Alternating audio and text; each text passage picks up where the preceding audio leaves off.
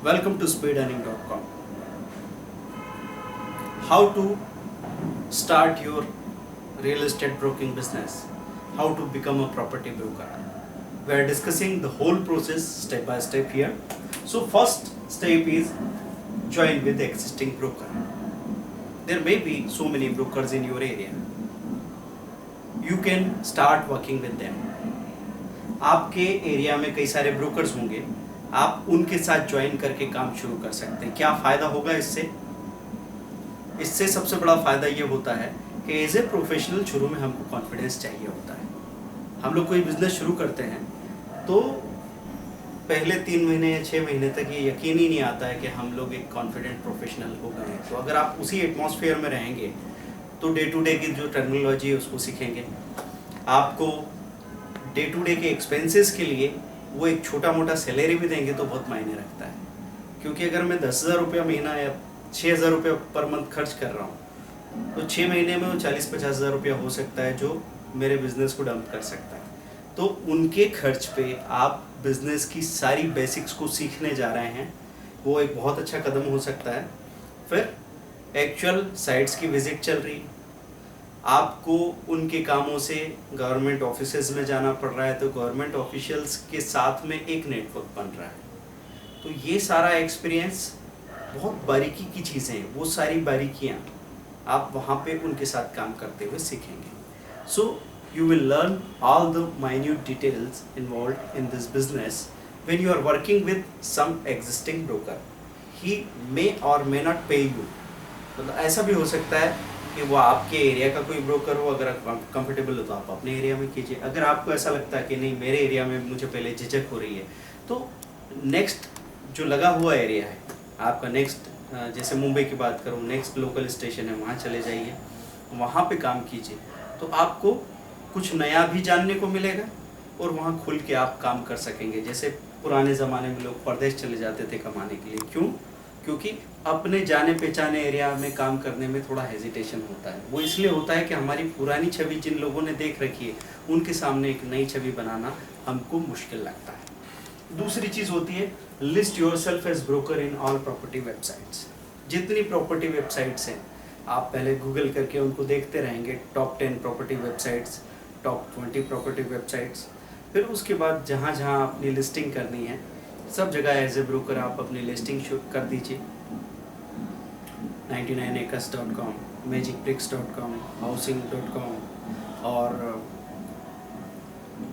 commonflow.com, बहुत सारी sites हैं। तो इन साइट्स में आपने अपने आप को एज ए ब्रोकर लिस्ट कर दिया तो उसकी वजह से कुछ कॉल्स आपके पास आएंगे। तो वो लोग आपसे क्या डिमांड कर रहे हैं उनका कम्युनिकेशन आपको पता लगेगा, तो वो चीज़ आपको बहुत ज़्यादा मदद करेगी। और एक ब्रोकर के लिए बेस होता है रेंटल इनकम। हमेशा बाइंग सेलिंग वाली डील नहीं हो जाती, लोग जाते इसलिए हैं कि एक डील होती है अगर 40 लाख की तो हमको 80,000 या 40,000 ब्रोकरेज मिल जाएगा, लेकिन जितनी बड़ी डील है उसको करने के लिए उतना ही तजुर्बा उतना ही पेशेंस चाहिए होता है। तो शुरुआत में वो चीज़ एकदम पॉसिबल नहीं होती। ऐसे में रेंटल इनकम एक ब्रोकर को खड़ा करती है। तो रेंटल पर्पसेस के लिए आपके पास साइट्स में कितने भी और जितने भी ब्रोकर अवेलेबल होंगे फिर भी आपके पास फ़ोन आ सकते हैं और आपको रेगुलर एक ऐसी इनकम जनरेट हो सकती है जो आपको एक पूरा सेटिस्फेक्शन और कॉन्फिडेंस दे आगे काम करने के लिए। तो लिस्ट किया आपने वेबसाइट्स में और इन सारी वेबसाइट्स में आपको लगातार एक्टिव रहना है, लिस्ट करके भूल जाना नहीं है। वहाँ पे जाके देख रहे हैं आप, बाकी सारे जो लिस्टिंग्स हो रही है उनको देख रहे हैं, वहाँ से फ़ोन नंबर्स ले रहे हैं, फ़ोन लगा रहे हैं, you are calling to all the buyers and sellers and you are communicating with them. और मैक्सिमम साइट्स की एक्चुअल विजिट्स के लिए प्लान कीजिए कि आप अगर एक बार निकले हैं तो 5-6 साइट्स को विज़िट करके आ रहे हैं और आपको वो बारीकी पता लग रही है कि कहाँ क्या प्लस माइनस है और क्या क्या चीज़ें हैं जो मैं समझा सकता हूँ अपने क्लाइंट को। तो जैसे ही आपको कोई चीज़ उधर मिलती है तो इधर कोई क्लाइंट ख्याल में आता है, इधर कोई क्लाइंट मिलता है तो उधर कोई चीज़ ख्याल में आती है। इस तरह का सीन बन जाना चाहिए। अब तीसरी चीज़ है मेक अ वेब पेज और वेबसाइट। एक वेब पेज बनाइए, वेबसाइट बनवाइए हो सकता है आपके कॉलेज में बहुत सारे आईटी वाले लोग हों, आपके दोस्तों में कोई आईटी वाले लोग हैं, तो वो आपके लिए ऐसे ही मतलब without any cost web page design कर सकते हैं। ऐसा अगर नहीं होता है तो आप एक कम से कम कॉस्ट में 2 पेज का वेब पेज या वेबसाइट बनवा सकते हैं शुरुआत में। और फिर दूसरा, आपने वो वेबसाइट का जो एड्रेस है, लिंक है, उसको मैक्सिमम वेबसाइट्स में और क्लासिफाइड, फ्री क्लासिफाइड साइट्स हैं उनमें पोस्ट कीजिए, ताकि एक तरह का माहौल क्रिएट हो। क्योंकि जितना ज़्यादा आपके पास उस फील्ड को लेके कम्युनिकेशन होगा, उतना ज़्यादा आपकी ग्रोथ होती जाएगी। फिर आता है join all social groups and activities.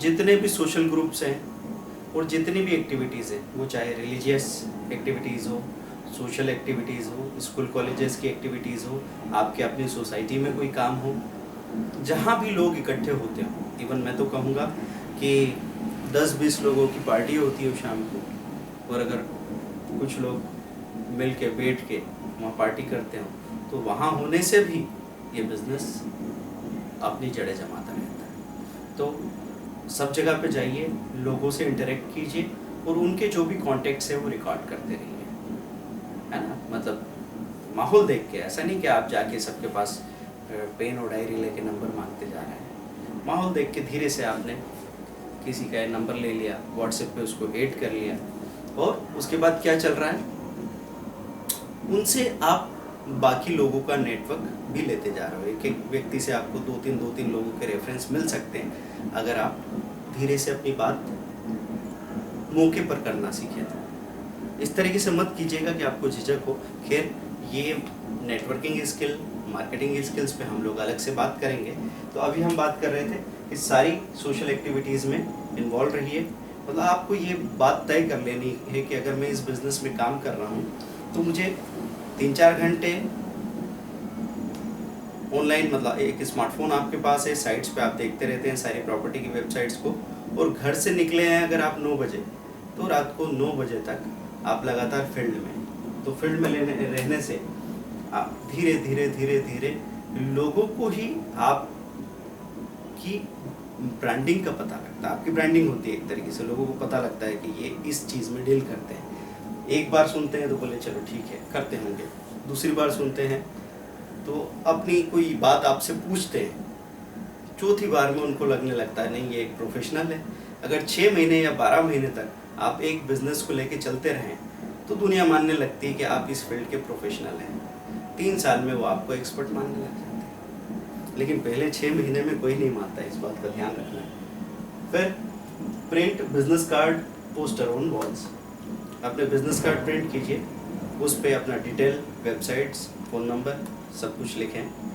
आपकी कोई स्पेशलिटी हो वो लिख सकते हैं, और सिंपल से पोस्टर के प्रिंट आउट ले लिया आपने, और उनको जगह जगह पे, वॉल्स पे, ट्रीज़ पे कहीं पेस्ट करके रखते हैं जहाँ पे बहुत सारे लोगों के फुटफॉल्स हैं। वो आपको देखते हैं, उनको पता लगता है कि हाँ ये फ़ोन नंबर पे चलो बात करता हूँ। क्योंकि बहुत बड़े बड़े शहरों में, मेट्रो सिटीज़ में तो इन्फॉर्मेशन मुश्किल हो जाती है, इन्फॉर्मेशन की बम्बार्डिंग भी है, उसके बावजूद भी कोई ऐसी इन्फॉर्मेशन मिल जाना जो ज़्यादा कंफ्यूज नहीं करे, उस पर लोग एक्शन ले सकते हैं। हो सकता है कि आपका नंबर देखा, फुर्सत में खड़े हैं वेटिंग में, आपको फ़ोन लगा दिया, बात कर ली। तो इस तरीके से जब आपके पास बार बार फ़ोन आने लगते हैं, दिन के 20 से 25 फ़ोन आने लगते हैं, आपको कॉन्फिडेंस हो जाता है कि हाँ मैं ये प्रोफेशनल हूँ इस फील्ड का। Then use Google calendar with alerts. अब आप एज ए प्रोफेशनल, मतलब अगर आपको एक सक्सेसफुल प्रोफेशनल बनना है तो आज से अपने आप को प्रोफेशनल मान लीजिए और इसी तरीके से बिहेव करने लग जाइए। आप कपड़े वैसे पहनिए, आप आराम वैसे कीजिए, और आप काम भी वैसे ही कीजिए। तो गूगल कैलेंडर पे आपने पूरा प्लान कर लिया कि मैं कब कहाँ क्या करने वाला हूँ, और उसमें अलर्ट्स भी डाल दिए। तो नए में आपको अपने आप को धकेलना पड़ेगा, अपने आप को मजबूर करके घर से निकालना पड़ेगा, नहीं तो हम पहले 2 दिन में ही थक सकते हैं, और थक के कह सकते हैं कि भाई ये चीज़ मेरे काम की नहीं। और ये हर फील्ड में ही होने वाला है, आपको कहीं लड्डू तैयार नहीं मिलेगा खाने के लिए। तो अगर हर जगह 10 फीट गड्ढा खोद के मुझे धूल हाथ में आनी है, तो क्यों ना एक जगह 100 फीट खोद के पानी निकाल ही लूँ। इस तरह की सोच रख के और ये बड़ा एंटरटेनिंग काम है। जब हम साइट्स पे जाते हैं, लोगों से मिलते हैं, जिंदा काम है। या बाहर प्लॉट्स को देखने जाते हैं, हर तरह का आनंद मिलता है। बाज़ारों में घूमना, लोगों से मिलना और उनके साथ तरह तरह की बातें होने वाली, इंटरेक्शन होने वाला है। आपको अपने अंदर अपनी स्मार्टनेस, अपनी एक्टिविटी बढ़ती हुई दिखेगी। जब प्लॉट देखने जाएंगे तो आप नेचर का आनंद लेंगे, तरह तरह के नज़ारे मिलेंगे आपको। तो वो सारा मज़ा मिल सकता है अगर आप उसको मज़ा समझें तो। और अगर आपने ये सोच के इस काम को किया कि मुझे क्या क्या करना पड़ रहा है, तो फिर हर काम में आपको मुश्किलों का ही सामना करना पड़ेगा। फिर manage time and cost of fuel. Time को इस तरीके से मैनेज कीजिए कि अगर मैं एक डायरेक्शन में जा रहा हूँ तो मेरे दिमाग में होना चाहिए कि इसी डायरेक्शन में कौन सी 4-5 चीज़ें हैं, कौन से 5-10 लोग हैं जिनको मैं मिल के बात करके आ जाऊँगा। और इस तरीके से अपना cost of travel, cost of fuel, उसको भी मैनेज कीजिए। क्योंकि कॉस्ट ऑफ फ्यूल अगर आपने बढ़ा लिया तो फिर आपकी जो प्रॉफिट मार्जिन है वो शुरू में वैसे ही रेवेन्यू कम आ रहा है, प्रॉफिट मार्जिन कम हुआ या इनकम से ज़्यादा एक्सपेंसेस हुए कि बिज़नेस के बंद होने की नौबत आ जाती है। तो शुरू के दिनों में बहुत ज़्यादा संभाल के सारी चीज़ें करनी पड़ती। हर एक बिज़नेस में मैं बात करता हूँ, स्टॉक मार्केट, कमोडिटी मार्केट में भी मैं कहता हूँ और यहाँ भी कह रहा हूँ कि पहले के 5,000 रुपये कमाने में आपको एड़ी चोटी का जोर लगा देना पड़ेगा। बाद में उस 5,000 को 50,000 और 50,000 से 1 लाख ले जाने में बहुत ज़्यादा समय नहीं लगेगा। ठीक है। Tie up with agents, insurance और डेली कलेक्शंस। जो भी ऐसे एजेंट्स हों जो लोगों के साथ डील करते हैं, लोग उनके साथ पैसों का लेन देन करते हैं, तो पैसों का लेन देन करने के लिए बहुत भरोसे की ज़रूरत होती। तो एकदम से कोई आपके साथ डील नहीं कर लेता। तो ऐसे लोगों के पास आपको बंच ऑफ इन्वेस्टर्स मिल सकता है, तो उनके साथ डील कीजिए। और वो भी चलते फिरते नहीं, सिस्टमेटिक उनकी फैमिली को बुला के आप एक बिज़नेस की मीटिंग पे बैठते हैं, उनको एक सिस्टमेटिक डील लिख के देते हैं कि इस तरीके से ग्रो किया तो एक इतना बड़ा अमाउंट मिलने वाला है। इस तरीके से डील करके आप उनके साथ एक टाइप क्रिएट करते हैं जिसमें उनका कोई नुकसान नहीं है। अगर कुछ हो पाया तो फ़ायदा होगा, नहीं हो पाया तो कोई बात नहीं। तो इस तरह के डील्स आप उन एजेंट्स के साथ करते हैं। Create new market from rural areas. अब यहाँ पे आपको लग रहा है कि बड़ा कंपटीशन है, एक ही फ्लैट को दिखाने वाले 25-25 ब्रोकर्स हैं और बाइंग सेलिंग की तो बात बहुत बड़ी है। ऐसे में कैसे होगा बिजनेस? तो ऐसे में आप नए मार्केट क्रिएट कर सकते हो। मैं ऐसे अपने 2 स्टूडेंट्स को जानता था जिन्होंने स्टॉक मार्केट में काम शुरू किया। उनका अपना कहीं मैन्युफैक्चरिंग का बिजनेस था, डिटर्जेंट मैन्युफैक्चर करते थे, पाउडर वगैरह, और मार्केट में उन्होंने स्टॉक मार्केट में सीधा 18-20 लाख रुपए का नुकसान कर लिया। उसके बाद में उनको ज़रूरत पड़ी कि आप कहीं से और पैसा जनरेट करें, तो उनको पैसा चुकाने के लिए अपना मकान बेचना पड़ा और दूसरा मकान खरीदना पड़ा। उस दौरान उनको ये बात समझ में आ गई कि यार ये भी तो एक अच्छी लाइन हो सकती है। उन्होंने एक आध ट्रेड और कर लिया, उस ट्रेड से उनको इतना पैसा मिला कि वो मोटिवेट होकर आगे काम करने लगे। अब एक लाइन थी उनके पास मैन्युफैक्चरिंग और डिस्ट्रीब्यूशन की, डीलरशिप की। उस लाइन के ज़रिए वो रूरल एरिया में सभी व्यापारियों से जुड़े हुए थे और रूरल एरिया के व्यापारी के पास खर्च कम और सेविंग ज़्यादा है। तो उसका हमेशा सपना रहता है कि वो कहीं बड़े शहर में अपना एक आशियाना बनाए जहाँ पे उसके बच्चे पढ़ेंगे या फिर वो जाएगा, आगे चल के शिफ्ट होगा, इस तरह का सपना है उसका।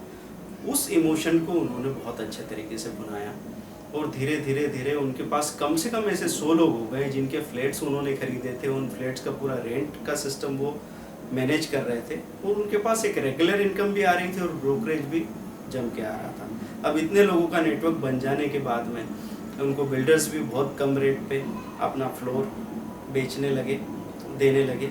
उन्होंने अच्छी अच्छी जगह पे लोगों का इन्वेस्टमेंट कराया और उस इन्वेस्टमेंट से फ़ायदा भी दिलाया। इस तरीके से एक पूरा बिजनेस खड़ा हो जाता है।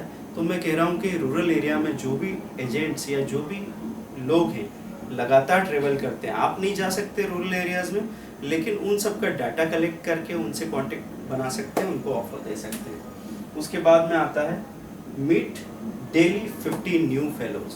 मतलब अपना नियम बना लीजिए कि मैं रोज़ कम से कम 50 नए लोगों को तो मिलूँगा और उनके सारे कॉन्टेक्ट रिकॉर्ड करके और उनसे आगे नेटवर्क बनाने की कोशिश करो। ये बहुत अच्छा तरीका होता है हर बिजनेस में, यहाँ तो बहुत ही ज़्यादा काम करेगा। और ये कभी मत सोचना कि ये बड़ा है, ये छोटा आदमी है, ये गरीब है, ये अमीर है, ये कर पाएगा, ये नहीं कर पाएगा। किससे एक गरीब आदमी किसी अमीर आदमी का दोस्त होता है, और वो जब अमीर दोस्त पूछता है कि भाई मुझे ये चीज़ करनी है, तो हो सकता है वो गरीब व्यक्ति आपको मिलवा दे के बोले मैं जानता हूँ एक को, उससे बात कर लो, अच्छा आदमी है। ठीक है, तो आप हमेशा ये कोशिश करें कि लोगों से मिलते रहो। Keep visiting new sites, projects regularly and keep meeting new fellows. नए लोगों से मिलते रहो और जो भी बायर सेलर हैं उनसे बात करते रहिए।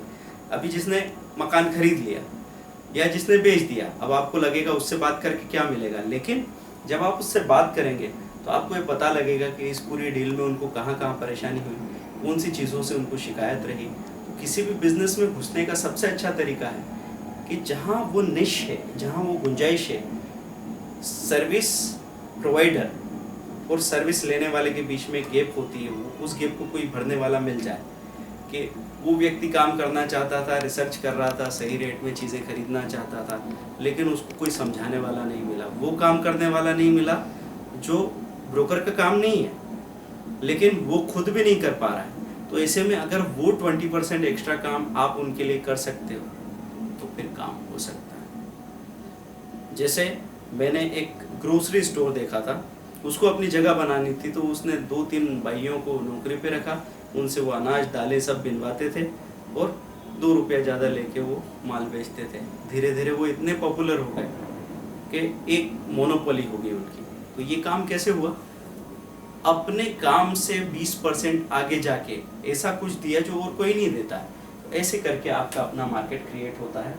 आपकी ब्रांडिंग होते होते 12 महीने लग सकते हैं, 2 साल भी लग जाए, कोई दिक्कत नहीं है, क्योंकि ये एक ऐसा फील्ड है जो आपको आगे कम से कम 1 लाख रुपए महीने की इनकम दे सकता है और आगे आपको बहुत बड़े एसेट्स का मालिक बना सकता है। तो इसको जानने के लिए अगर एक छोटी सी 30,000, 40,000, 50,000 की नौकरी के लिए अगर कोई 4 साल 6 साल के कोर्सेज करता है प्रोफेशनल, तो आप इसको अपना एक प्रोफेशनल कोर्स स्कॉलरशिप के साथ मान के तबीयत से करते रहिए। सक्सेस मिलेगी क्योंकि हम साथ हैं। Thank you very much, bye.